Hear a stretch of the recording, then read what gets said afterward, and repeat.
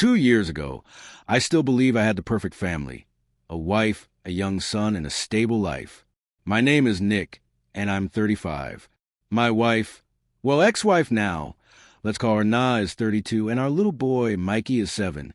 Na and I had been together for what felt like forever. We started dating in high school, completely smitten with each other, and even chose to attend college in the same city. I enlisted in the Army first to secure our future, and she waited for me just as we had promised. During college, we got married. It was an extravagant wedding, but it was meaningful to us. Then, when our son was born, Na decided to leave school to focus on raising him. That's when things really started unraveling. After Mikey arrived, Na's mood shifted drastically. She was almost never happy, constantly picking fights, throwing accusations, and acting unpredictably. I assumed it was postpartum stress. Taking care of a newborn is challenging, and since I'm naturally more laid back, I tried not to retaliate. I kept telling myself that she just needed time to adjust, and eventually, things would return to normal. At least, that's what I had hoped. But as our son grew older, our marriage only deteriorated further. There were times when Na would go completely silent, ignoring not only me but even our child. That was when it hit me. This wasn't just a rough patch. Something was seriously wrong. I tried reasoning with her, but that never got me anywhere. She had a volatile temper, yet was emotionally closed off, an impossible combination. One moment, she'd explode over the smallest thing, and the next, she'd shut down completely, refusing to communicate. I made countless attempts to decipher what was bothering her, but most of the time, I was wrong. And even when I got it right, my relief would last mere seconds before the next outburst blindsided me. Eventually, I knew I had to take drastic action. One day, I noticed a dating app on her phone, and an idea formed in my mind. I decided to create a fake profile using someone else's picture, hoping to start a conversation with her. If she was truly considering cheating, maybe she'd confide in this supposed stranger, giving me the clarity I needed without another screaming match. Sure enough, she took the bait. She was careful with her personal details, but made it obvious she was open to meeting someone if there was a strong enough connection. That realization stung. She was willing to betray me, yet she remained oddly secretive about her day-to-day life. I pushed for more information, but she responded with, "I'm not sharing personal details until I know I really like you." That told me two things. She was ready to cheat, and she wasn't about to open up to just anyone online. This led me to my next plan. Back in high school, before Na and I got together, she had dated another guy. Let's call him Jake.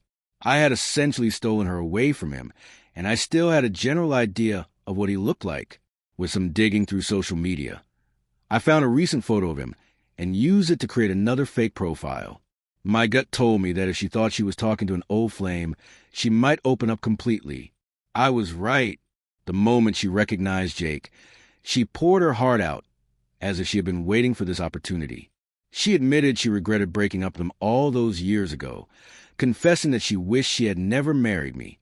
She went on about how the real Jake had become more successful, earning a higher income, and it was clear she resented being stuck with someone she considered a failure. Me. Then came the worst part. She admitted she hated me. Not just me, but even our son, simply because he looked so much like me. I sat there, staring at my screen, feeling as if my heart had been ripped out of my chest. I mean, seriously, she despised our son just because he looked like me. That alone was painful, but I needed answers. Despite how much it hurt, I had more questions to ask through that fake profile. I asked why she didn't just leave me. Her response? She had grown accustomed to the lifestyle we had, and she was afraid she couldn't sustain herself alone. She also admitted, "At least Nick pays the bills." That was her justification for staying in a marriage with a man she openly admitted to loathing. Unbelievable. I won't even get into how our intimacy had been on life support for ages, or how I had exhausted every effort to mend things before resorting to this undercover approach. But I had one last question. As Jake, I asked, "If I told you right now to leave him, if I promised to take care of you, would you abandon your son too and run off with me?" She took less than a minute to reply. She said she absolutely would. She would leave her child behind because he reminded her too much of me. If she believed she had a real shot with Jake, she'd take it without hesitation and live her best life. That was the final straw. I couldn't keep up the pretense any longer. I sent her a selfie, me, the real Nick, right in that chat, along with a message telling her to start packing and get out. She was completely blindsided, as if she couldn't believe I had tricked her.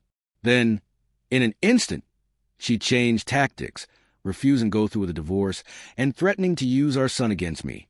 She spewed every vile thing she could think of, but I wasn't about to let her manipulate me anymore. I hired an excellent lawyer who handled the property division so efficiently that she walked away with nothing but her clothes. Honestly, I think that's exactly what she deserved. The next battle was over custody. In court, she put on a dramatic show, sobbing and insisting that no child should be taken from their mother. It was obvious she was only after child support, trying to use our son as a bargaining chip. But I had the chat logs and plenty of other proof showing exactly how she felt about Mikey. The judge ruled in my favor, granting her visitation, but awarding me primary custody. That's when her true nature was fully exposed. She outright said that if she couldn't have full custody, meaning if she couldn't get the financial benefits, then she wanted nothing to do with him. She stormed out of the courtroom, leaving even the judge remarking that he had never felt more confident in a decision. I did my best to shield Mikey from the chaos. He was only 7, and he didn't deserve any of this. But eventually, I had to explain why his mother wasn't around anymore. Of course, I left out the harshest truths and made sure he wasn't burdened by the ugliness of it all. I told him just enough so he wouldn't be confused or misled by rumors. He's a bright kid. One day, he asked me if I was ever going to find him a new mom. I guess he had heard about divorce from his classmates. At the time, I hadn't given much thought to my own love life. For about 6 months, my entire focus was on being the best father I could be. Then, unexpectedly, I met a single mom at the playground.